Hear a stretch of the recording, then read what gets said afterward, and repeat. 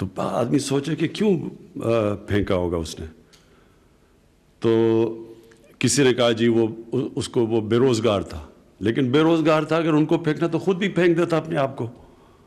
بعد میں پتہ چلا کہ وہ ڈرگ ایڈکٹ تھا. تو ڈرگ ایڈکٹس جو تباہی مچاتے ہیں, اگر باپ ڈرگ ایڈکٹ ہے تو اپنے بچوں کی زندگی, اپنی بیوی کی تباہ کر دیتا ہے. اگر ایک بیٹا ڈرگ ایڈکٹ ہو جاتا ہے گھر کے اندر, وہ اپنی ساری فیملی تباہ کر دیتا ہے, ماں باپ کی زندگی تباہ کر دیتا ہے. اور یہ کیونکہ یہ سائلنٹ کلر ہے, اس کا پتہ نہیں چلتا, لوگ اس کی زیادہ بات نہیں کرتے, اور معاشرے کو اس کی اہمیت کا نہیں پتہ کہ یہ کس طرح کی یہ کینسر پھیلتی جا رہی ہے معاشرے میں.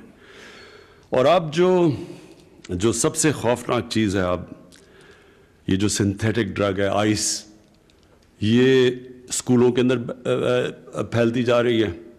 پہلے تو یونیورسٹیز میں سنتے تھے ڈرگس کا, اب اسکولوں کے اندر.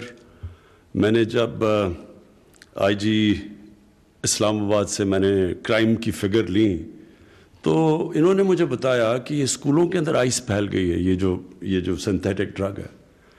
اب یہ سمجھ جائیں کہ اگر ایک اسکول کے بچہ شروع ہو جائے ڈرگس کے اوپر, اس کا مطلب یہ کہ نہ وہ پڑھ سکتا ہے صحیح طرح, کیونکہ ڈرگ سب سے پہلے متاثر کرتی ہے آپ کا ڈسپلن, اور پھر جو پڑھنے کے لیے ڈسپلن ہے وہ متاثر کرتی ہے, اور پھر وہ کیریکٹر بدل دیتی ہے انسان کا.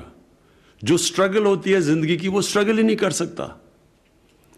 اور جو بھی ایک نوجوان جب وہ پڑھ رہا ہوتا ہے, سٹرگل کر رہا ہوتا ہے, اپنے ماں باپ اس کے اوپر پیسے خرچ کر رہے ہوتے ہیں کہ وہ آگے ہوگا, بڑا کام کرے گا, نوکری کرے گا, وہ سب کچھ اس کی متاثر ہوتی ہے. اور اس کے علاوہ جو صحت کے اوپر امپیکٹ پڑتا ہے, اور پھر جو جتنی چھوٹی عمر میں ڈرگز کا استعمال شروع کرو, اتنا ہی زیادہ مشکل ہوتا ہے وہ ڈرگز کو چھوڑنا.